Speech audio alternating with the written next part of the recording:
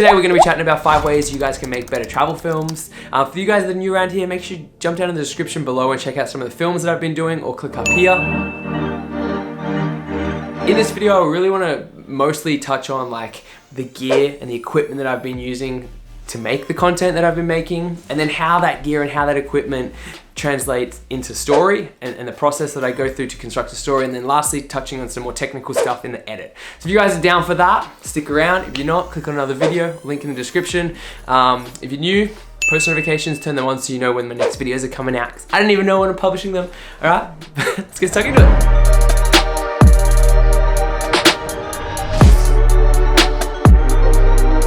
Last year I published a video on how to vlog on your iPhone, and I think that sentiment sort of somewhat translates into travel filmmaking. At the end of the day, when you're talking about gear, you could go on your trip and you could just take your iPhone. You don't need to sort of bury yourself into gimbals and tripods and microphones and all of that stuff, because it can just come at an added expense to your trip. You know, you've got to lug all this stuff around.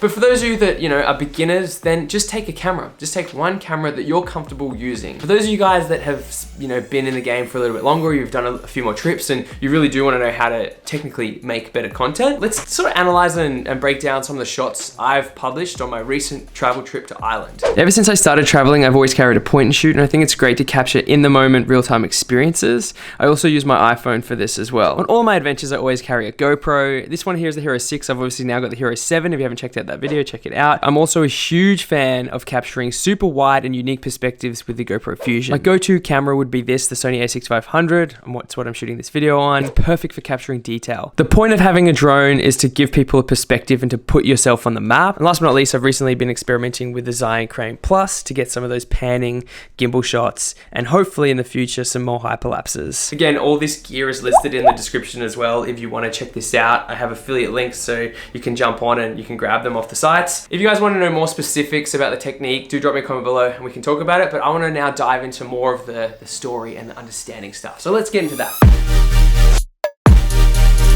All right, so tip number 2 is to make sure that you live the experience and don't get bogged down in the macro. Don't get bogged down in the technicalities of using a camera, setting up, like all of those things can just really outweigh your travel moments and your experience and you actually going there to live something and to capture something beautiful. Yes, I kind of always do have a camera on me, whether it's just like the Canon point and shoot or whether it's me just walking around with this small sort of Sony a6500. I'll kind of always have a camera with me. That's not to say that like I'm excessively over filming, and I think there's got to be a really, there's got to be a balance there. A great example of this is to use one destination, like let's say the Cliffs of Moher, or one tourist attraction, and come back with a range or variety of shots. The way I did this is I used the GoPro Fusion to capture some like really bold, wide, interesting perspectives. I used the Sony a6500 to get some tights and some detail. I used the GoPro Hero 6 to get some action and some motion, some running shots, also some hyperlapses. And you know, if I really was to tick every single box, I would have got some drone footage, but I couldn't. But the point of this is to, from that one experience, you have a variety of different shots, angles, content that you can work with when you come to post-produce and you come to tell your story. Let's get into story. All right, so the next part of my process is telling the story. And I think, you know, there's so many different ways that you can do it. You know, as a filmmaker, the technique is totally up to your own creativity. Like you literally have this blank canvas to go, man, I captured all this stuff. I want to share a cool story. But I think you really have to prioritize and highlight that word and make sure it's at the forefront of what you're about to do. This is probably the part of the process which I think you have to learn to love if this is what you want to do. If you're the kind of person that's just, you've taken your GoPro on a trip, you've got a bunch of footage, you just want to put something together, check out GoPro Quick, link in the description there, or you can dive a little bit further into this post-production stuff. For my last project, here is basically what that looks like in terms of structure. This is the structure. For those of you guys that have followed me on Instagram stories, I have been talking a little bit about this. I think this part of the process is crucial to reaching that end goal, and the end goal of being your travel film, your memory, your story, your nostalgia, whatever that is, your video on YouTube, whatever that thing is.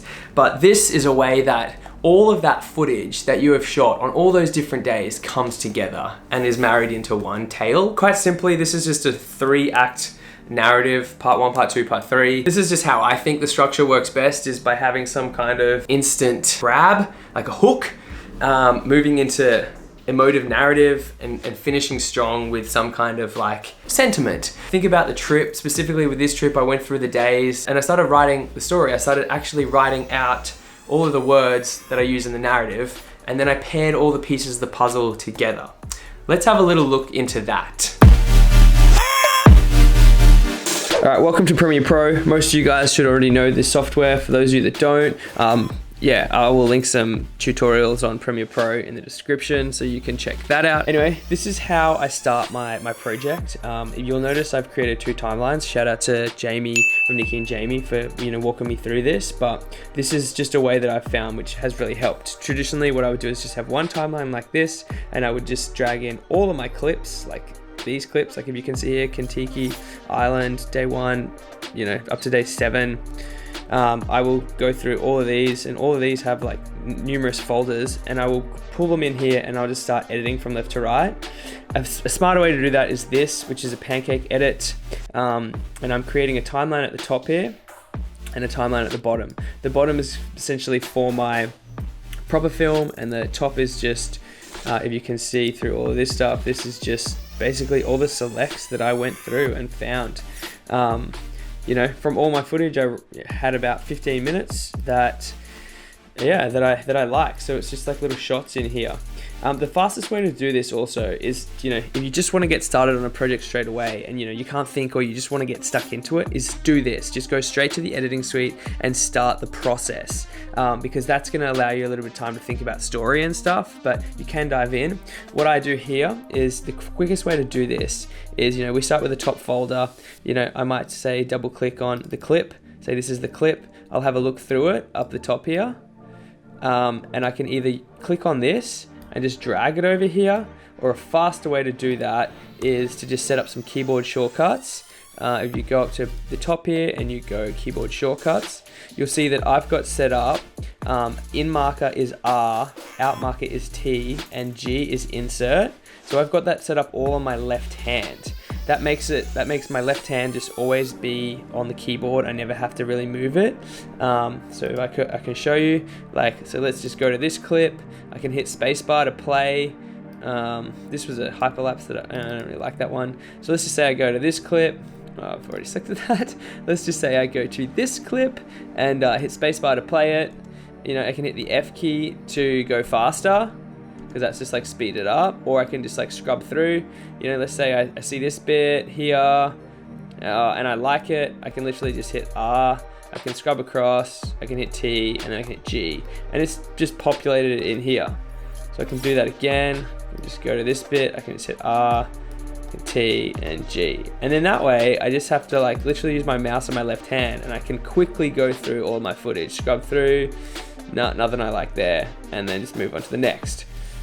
So that's it, and basically then I then start working. Once I've got all of this content here, I then start working down here in this bottom section, which is the actual layout of my project. The way that I found that's working best for these travel films, as I said, is go to that structure. Make sure you've got that plan in place. The first 2 layers that I'm laying down are here, which is the audio and the narrative. So this section here is me speaking, that narrative. This section here is like the visceral track that I researched and found and dug deeper into finding the music. If you guys are interested in music, Epidemic Sound, Red Bull Sound Supply, both fantastic places to start searching for music. And then it's about filling in the pieces of the puzzle. So all of these clips here. Also, I just want to show you guys that I'm using about 5 audio layers. I then, as I'm finding different shots, I want to make sure that the audio matches. So I'm going through and making sure I've got, sweepers, wind sound effects, pedals. I've got the actual sounds from that day, like to really add in and add the texture. I always say to myself, Jake, love the process, because this is like as a travel filmmaker, as a travel creator, this is what I'm doing time and time again. Going on the trips, living those experiences, trying to bottle it up and going through this workflow, this editing process. And I love it, you know? You'll probably sit there in the middle of the night hating it, like going, I just cannot put this thing together. But that is the beauty of this space. I love making content for you guys, loving content for the internet. I hope you have found some value in this video. If you have, punch the thumbs up button, subscribe to the channel, turn post notifications on, and I'll see you guys in another upload. Peace.